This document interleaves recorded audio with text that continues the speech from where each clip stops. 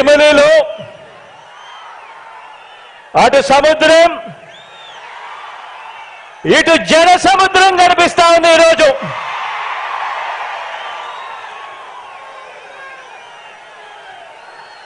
ఇక్కడికి వచ్చిన నా ప్రతి అక్క, నా ప్రతి చెల్లెమ్మలోను, ప్రతి అన్న, ప్రతి తమ్ముడిలోను, ప్రతి సోదరుడిలోను, ప్రతి స్నేహితుడిలోను,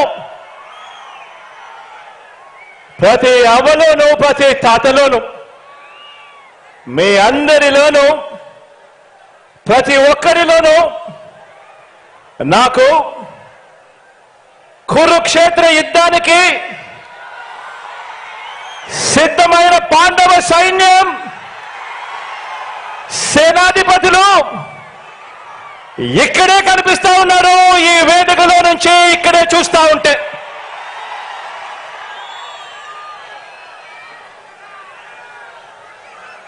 ఇక్కడ పాండవ సైన్యం కనిపిస్తా ఉంటే అక్కడ కౌరవ సైన్యం ఉంది. వారి సైన్యంలో దుష్ట చతుష్టయం ఉంది,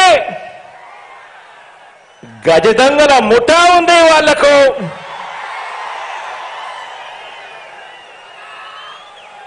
వారి వ్యూహాలలో, వారి కుట్రల్లో, వారి కుతంత్రాలలో, మోసపూరిత వాగ్దానాల్లో,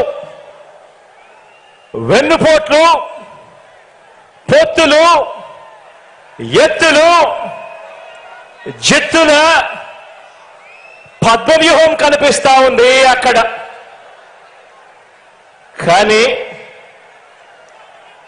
పద్మవ్యూహంలో చిక్కుకొని వారి బాణాలకు బలైపోవడానికి ఇక్కడ ఉన్నది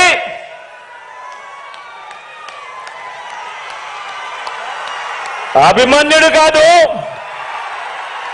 ఇక్కడ ఉన్నది అర్జునుడు.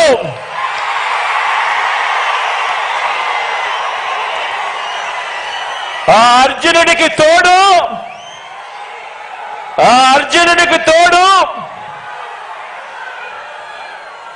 ప్రజలు, దేవుడి దయ, ఇక్కడ ఉన్న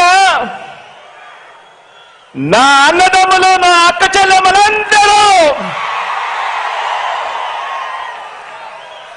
ఇంతమంది కార్యకర్తలు, ఇంతమంది అన్నదమ్ములు, ఇంతమంది తోడు కృష్ణుడి రూపేణ మీ అర్జునుడికి, మీ బిడ్డకు ఇంతటి అండదండలిస్తా ఉన్న పరిస్థితులు ఇక్కడ ఉన్నాయి. కాబట్టి మీ బిడ్డ భయపడడు, మీ బిడ్డ తునకడు.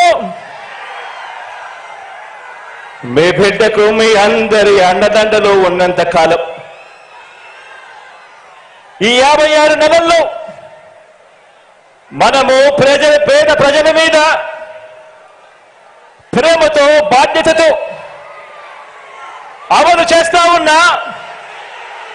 ఆ పథకాలు, ఆ స్కీములే మనకు బాణాలు, మనకు వస్త్రాలు. ఈ యుద్ధంలో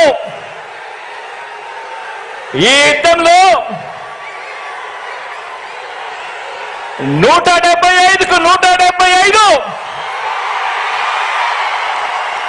టార్గెట్, 175కు 175 వైఎస్ఆర్ కాంగ్రెస్ పార్టీ టార్గెట్. ఈ యుద్ధంలో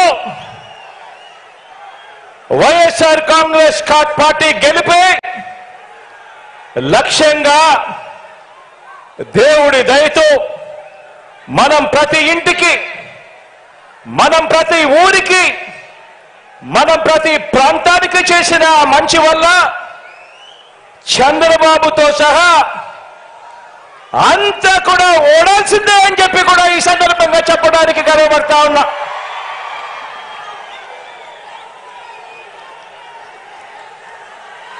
మనకు అంతటి గొప్ప విజయాన్ని అందించే అంశాలేమిటో మీ అందరితో కూడా పంచుకునేందుకు ఇక్కడ ఈ భీముని పట్నంలో ఈరోజు సమావేశమయ్యాం. ఇక్కడ అందరం కూడా ఈ సమావేశం 2024 ఎన్నికల్లో మన పార్టీ జైత్ర యాత్రకు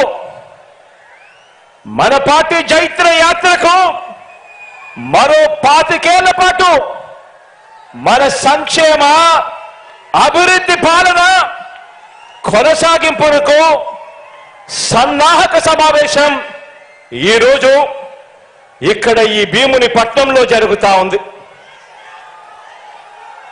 ఈ సమావేశం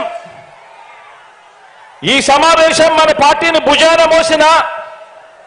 మోస్తా ఉన్న కార్యకర్తలు, లీడర్లు, అభిమానులకు, ఆత్మీయులకు మరింత ఆత్మవిశ్వాసం నింపే సమావేశం ఈరోజు ఈ భీముని పట్నంలో జరుగుతా ఉంది. ఈ సమావేశం మేనిఫెస్టో ద్వారా మనం ఇచ్చిన ప్రతి మాట అధికారంలోకి వచ్చిన తరువాత త్రికరణ శుద్ధితో ఆ మేనిఫెస్టోలో చెప్పిన ప్రతి మాటను నెరవేరుస్తూ ఆ మేనిఫెస్టోను ఒక బైబిల్గా, ఆ మేనిఫెస్టోను ఒక భగవద్గీతగా, ఆ మేనిఫెస్టోను ఒక ఖురాన్గా భావిస్తూ ఏకంగా 99% హామీలను నెరవేర్చిన పార్టీగా మీతో నా ఆలోచనలను పంచుకునేందుకే ఈ సమావేశం. గతంలో ఎప్పుడైనా కూడా గమనిస్తే ఎన్నికలకు ముందు పార్టీలు మేనిఫెస్టో అని చెప్పి, ఎన్నికల ప్రణాళిక అని చెప్పి రిలీజ్ చేస్తాయి. ఎన్నికలు అయిపోయిన తర్వాత చెత్తబుట్టలో వేస్తా ఉన్న సాంప్రదాయాన్ని మనం చూసాం. మొట్టమొదటిసారిగా నేను చెప్తా ఉన్నా, మీ బిడ్డ ప్రభుత్వం దాన్ని మార్చింది అని చెప్పి.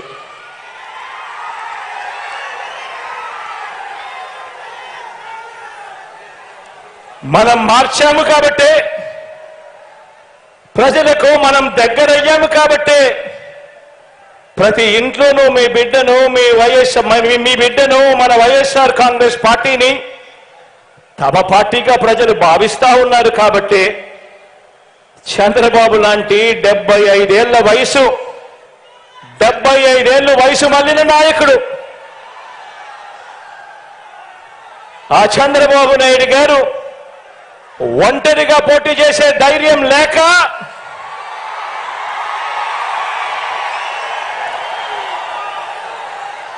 ఈ బాబు దత్తపుత్రుడితో సహా ఇతరులతో పొత్తు కోసం వెంపర్లాడుతా ఉన్నాడు అనంటే దాని అర్థమేమిటో ఆలోచన చేయమని అడుగుతా ఉన్నా.